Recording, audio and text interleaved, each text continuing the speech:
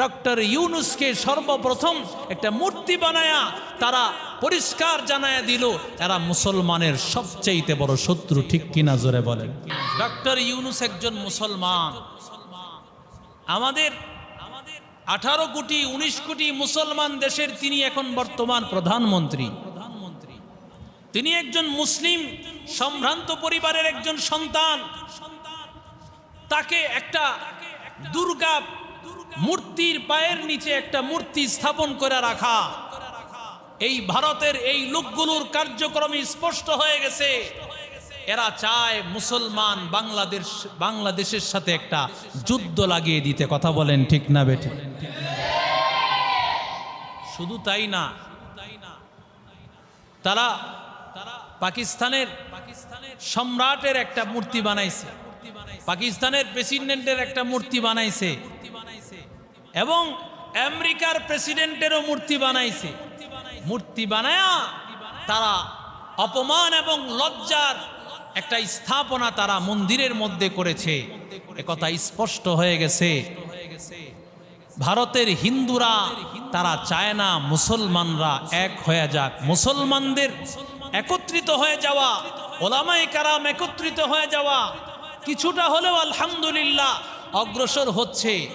হিন্দু দাদা বাবুদের সুবিধা বেশি ভালো মনে হচ্ছে না, এজন্য তারা ডক্টর ইউনুসকে সর্বপ্রথম একটা মূর্তি বানায়া তারা পরিষ্কার জানায়া দিল এরা মুসলমানের সবচেয়ে বড় শত্রু। ঠিক কিনা জোরে বলেন।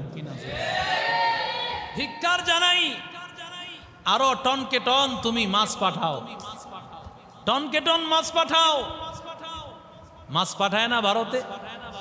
পহেলা বৈশাখে বহু মাছ পাঠায় দেয়, তাদের মাছ খাওয়ার জন্য মাছ পাঠায় দেয়। তোমরা পাঠাইবা মাছ আর এরা তোমাদেরকে দিবে বাস। কথা কোন ঠিক না বেঠি? এদের সবচাইতে বড় মূর্তির নাম হলো দুর্গা। সবচাইতে বড় মূর্তির নাম কি? দুর্গা। এরপরের নাম হলো কালী। এরা বলতে চায় দুর্গা এবং কালী এটাই তাদের সবচাইতে বড় প্রভু।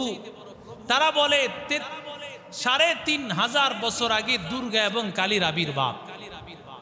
বলেন তো মুসলমান ধর্মের আবির্ভাব, ইসলামের আবির্ভাব কি ৩,৫০০ বছর আগে? কথা বলেন না, এরও বহুত আগে, ৩,৫০০ বছর আগে। এর অর্থ হলো অবশ্যই ৩,৫০০ বছর আগে অন্য কোনো কিছু অবশ্যই ছিল, অন্য কোনো ধর্ম অবশ্যই ছিল। ঠিক না বেঠিক? তাদের কথা অনুযায়ী ৩,৫০০ বছর আগে যদি দুর্গা এবং কালীর আবির্ভাব হয়, বুঝার জন্য বলছি, আমি কোনো ধর্মকে আমি অপমান করছি না। হিন্দু ভাইরা খারাপ মনে করবেন না, আপনারা বুঝেন, আপনাদের মন্ত্রগুলো আপনারা পড়েন, পড়ে দেখেন কি লিখেছে। দুর্গা এবং কালী যদি ৩,৫০০ বছর আগে হয়, বোঝা গেল এর আগে কিছু না কিছু ছিল। ঠিক না বেঠিক? যেমন হিন্দুদের একটা মন্ত্র রয়েছে, একম অদম অদিত্যম। একম অদম অদিত্যম এর অর্থ হলো আল্লাহ তাআলা তিনি একক, আল্লাহ তাআলা একজন, তার মতো কেউ নাই। ওয়ালাম ইয়াকুল্লাহু কুফুয়ান আহাদ। আল্লাহ বলেন আল্লাহর সমকক্ষ কেউ। হিন্দুরা বলে ভগবান শ্রীকৃষ্ণ সেও তো একক, ভগবান শ্রীকৃষ্ণ দ্বিতীয় একজন নাই। মেনে নিলাম তোমার কথা যে ভগবান শ্রীকৃষ্ণ একজন, দ্বিতীয় আর কেউ নেই, কিন্তু আল্লাহ তাআলা তো এমন একজন, আল্লাহুস সামাদ। সুবহানাল্লাহ বলেন। আল্লাহ বেনিয়াজ, আল্লাহ অমুখাপেক্ষী। পৃথিবীর কারো প্রতি আল্লাহ তাআলা মুখাপেক্ষী নন, কিন্তু ভগবান শ্রীকৃষ্ণ অর্জুনকে নিয়ে মহাভারতের যুদ্ধে সে অর্জুনকে সাহায্যকারী নিছে। তাদের বই প্রমাণ করে ইতিহাস যে ভগবান শ্রীকৃষ্ণ যদি অমুখাপেক্ষী হতো তাহলে তার কোনো সাহায্যকারী নেওয়ার প্রয়োজন হতো? কোনো সাহায্যকারী নেওয়ার প্রয়োজন হতো না। তো একজন সাহায্যকারী নেওয়ার অর্থ হলো ভগবান শ্রীকৃষ্ণ তিনি একাই সব কিছু করতে পারেন না, বরং তিনি মুখাপেক্ষী, তিনি অমুখাপেক্ষী নন। ঠিক না বেঠিক?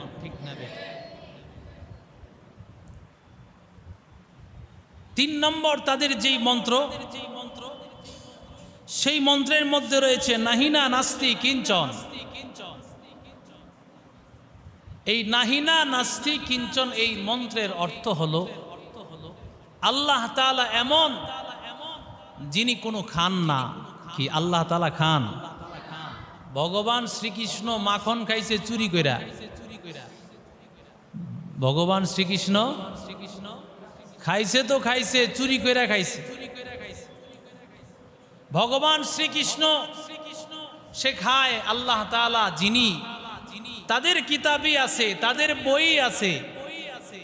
নাহিনা নাস্তি কিঞ্চন, যিনি ভগবান হবেন তিনি খাবেন না, তিনি ঘুমাবেন না। ভগবান শ্রীকৃষ্ণ ঘুমায় কি ঘুমায় না? জনমের তরে ঘুমায় রয়েছে। এবং ভগবান তিনিই হবেন যার কোনো স্ত্রী থাকবে না। ভগবান শ্রীকৃষ্ণের 16,000 স্ত্রী। কয় হাজার? আল্লাহর কয় হাজার স্ত্রী আছে? আছে? কথা বলে না। আল্লাহর কোনো স্ত্রী আছে? আল্লাহর কোনো স্ত্রী নাই। ভগবান সেই হতে পারবে যার কোনো সন্তান নাই, যিনি কারো কাছ থেকে জন্মগ্রহণ করেন নাই। লাম ইয়ালিদ লাম ইউলাদ উলাইকাস ওয়ালিদ মাউলুদরা ও খালেকাস। আল্লাহর কোন সন্তান, জোরে বলেন, আছে? আল্লাহ কারো কাছ থেকে জন্মগ্রহণ করেন নাই, আল্লাহ কাউকে জন্ম দেনও নাই। ভগবান শ্রীকৃষ্ণ সে যদিও কাউকে জন্ম দেয় নাই, কিন্তু সে তো জন্মগ্রহণ করেছে। দেখবেন বিভিন্ন জায়গায় লেখা ভগবান শ্রীকৃষ্ণের 104তম জন্ম উৎসব ব্রত। কথা বলেন, আছে না নাই? ভগবান শ্রীকৃষ্ণের 104তম জন্ম উৎসব ব্রত যদি লেখা থাকে, বোঝা গেল ভগবান শ্রীকৃষ্ণ জন্মগ্রহণ করেছে। যিনি জন্মগ্রহণ করেন তিনি কোনোদিন খোদা হতে পারেন না। ঠিক কিনা বলেন? আল্লাহ জন্মগ্রহণ করেন নাই। আমার আল্লাহ এমন একজন রব, এমন একজন মালিক, যে আল্লাহ কারো কাছ থেকে জন্মগ্রহণ করেন নাই, যেই আল্লাহ কাউকে জন্ম দেন নাই। লাম ইয়ালিদ ওয়া লাম ইউলাদ ওয়া লাম ইয়াকুল লাহু কুফুয়ান আহাদ। আল্লাহু আকবার বলে। আল্লাহ নিরাকার, আমার আল্লাহর মতো কেউ নাই, মালিকের মতো আর কেউ নাই। আল্লাহ তাআলা এমন একজন খোদা, এমন একজন রব, এমন একজন আল্লাহ, ওই আল্লাহ একজন, ওই আল্লাহর মতো আর দ্বিতীয় আর কেউ নাই। মোহাম্মত করতে করতে এমন হইছে যে এখন আমরা রাজনীতিবিদরা আমাদের একটা মনের মধ্যে বা আমাদের একটা কি বলবো এটাকে, আমাদের নীতি হয়ে গেছে যে আমরা শুভেচ্ছা পূজার মধ্যে না দিলে আমরা মনে হয় মানুষ হতে পারি না। কথা বলেন, ঠিক না বেঠিক?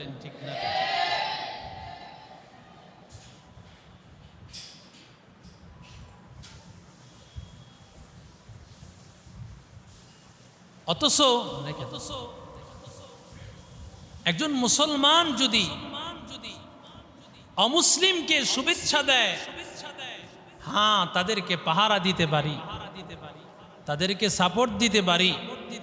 এই শুভেচ্ছার অর্থ এটা নয় যে তাদের সাথে একাকার হয়ে কাজ করব, তাদের সাথে একাকার হয়ে মন্দিরে আমি সেখানে গিয়ে ডুলবাদ্যের মধ্যে আমি একক হয়ে যাব, না না, আমি সর্বোচ্চ তাকে নিরাপত্তার ব্যবস্থা করতে পারি।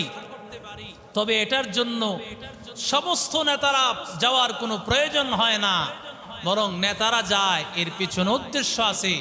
যদি একজন ধর্মমন্ত্রী যাইতো, যেমন আফম খালেদ সাহেব গিয়েছিলেন, উনি কেন গেছেন? উনি বলেছেন, আমি একজন মন্ত্রী, আমি ধর্মমন্ত্রী, আমি হিন্দুদের ধর্মেরও মন্ত্রী, খ্রিস্টানদের ধর্মেরও মন্ত্রী, মুসলমানদের ধর্মেরও কি, সেই হিসাবে আমি যাওয়ার অধিকার রাখি। কিন্তু দেখা যায় মুসলমান ধর্মের আজকে যে না সে এই মন্দিরে গিয়া সব ধরনের সেলফি তুলে আর স্লোগান দেয়, বোঝা যায় যে হিন্দুরা যা কাজ করতেছে সব মনে হয় ভালো কাজ। কথা বলেন ঠিক না বেটি? আচ্ছা বলেন তো, বাংলাদেশে যে হিন্দুরা আছে, মুসলমানদের উৎসবে তারা কি শুভেচ্ছা জানায়? কথা বলেন। আফসোস আফসোস, আজকে মুসলমানদের ইমান আমল কোথায় গেল? বাংলাদেশের অবস্থা কোথায়? ডক্টর ইউনুস আহমদ সাহেবের মূর্তি বানায়া দুর্গা দেবীর পায়ের নিচে রাখছে। নাউজুবিল্লাহ কোন? ডক্টর ইউনুস একজন মুসলমান। আমাদের 18 কোটি 19 কোটি মুসলমান দেশের তিনি এখন বর্তমান প্রধানমন্ত্রী। তিনি একজন মুসলিম সম্ভ্রান্ত পরিবারের একজন সন্তান। তাকে একটা দুর্গা মূর্তির পায়ের নিচে একটা মূর্তি স্থাপন করে রাখা, এই ভারতের এই লোকগুলোর কার্যক্রমে স্পষ্ট হয়ে গেছে এরা চায় মুসলমান বাংলাদেশের সাথে একটা যুদ্ধ লাগিয়ে দিতে। কথা বলেন ঠিক না বেটি? শুধু তাই না, তারা পাকিস্তানের সম্রাটের একটা মূর্তি বানাইছে, পাকিস্তানের প্রেসিডেন্টের একটা মূর্তি বানাইছে, এবং আমেরিকার প্রেসিডেন্টেরও মূর্তি বানাইছে। মূর্তি বানায়া তারা অপমান এবং লজ্জার একটা স্থাপনা তারা মন্দিরের মধ্যে করেছে। একথা স্পষ্ট হয়ে গেছে ভারতের হিন্দুরা তারা চায় না মুসলমানরা এক হয়ে যাক। মুসলমানদের একত্রিত হয়ে যাওয়া, ওলামায়ে কেরাম একত্রিত হয়ে যাওয়া কিছুটা হলেও আলহামদুলিল্লাহ অগ্রসর হচ্ছে। হিন্দু দাদা বাবুদের সুবিধা বেশি ভালো মনে হচ্ছে না, এজন্য তারা ডক্টর ইউনুসকে সর্বপ্রথম একটা মূর্তি বানায়া তারা পরিষ্কার জানায়া দিল এরা মুসলমানের সবচেয়ে বড় শত্রু। ঠিক কিনা জোরে বলেন? ধিক্কার জানাই। আরো টনকে টন তুমি মাছ পাঠাও, টনকে টন মাছ পাঠাও। মাছ পাঠায় না ভারতে? পহেলা বৈশাখে বহু মাছ পাঠায় দেয়, তাদের মাছ খাওয়ার জন্য মাছ পাঠায় দেয়। তোমরা পাঠাইবা মাছ আর এরা তোমাদেরকে দিবে বাস। কথা কোন ঠিক না বেটি? এদের সবচাইতে বড় মূর্তির নাম হলো দুর্গা। সবচাইতে বড় মূর্তির নাম কি? দুর্গা। এর পরের নাম হলো কালী। এরা বলতে চায় দুর্গা এবং কালী এটাই তাদের সবচাইতে বড় প্রভু। তারা বলে ৩,৫০০ বছর আগে দুর্গা এবং কালীর আবির্ভাব। বলেন তো, মুসলমান ধর্মের আবির্ভাব, ইসলামের আবির্ভাব কি ৩,৫০০ বছর আগে? কথা বলেন না, এরও বহুত আগে, ৩,৫০০ বছর আগে। এর অর্থ হলো অবশ্যই ৩,৫০০ বছর আগে অন্য কোনো কিছু অবশ্যই ছিল, অন্য কোনো ধর্ম অবশ্যই ছিল। ঠিক না বেঠিক? তাদের কথা অনুযায়ী ৩,৫০০ বছর আগে যদি দুর্গা এবং কালীর আবির্ভাব হয়, বুঝার জন্য বলছি, আমি কোনো ধর্মকে আমি অপমান করছি না। হিন্দু ভাইরা খারাপ মনে করবেন না, আপনারা বুঝেন, আপনাদের মন্ত্রগুলো আপনারা পড়েন, পড়ে দেখেন কি লিখেছে। দুর্গা এবং কালী যদি ৩,৫০০ বছর আগে হয়, বোঝা গেল এর আগে কিছু না কিছু ছিল। ঠিক না বেঠিক?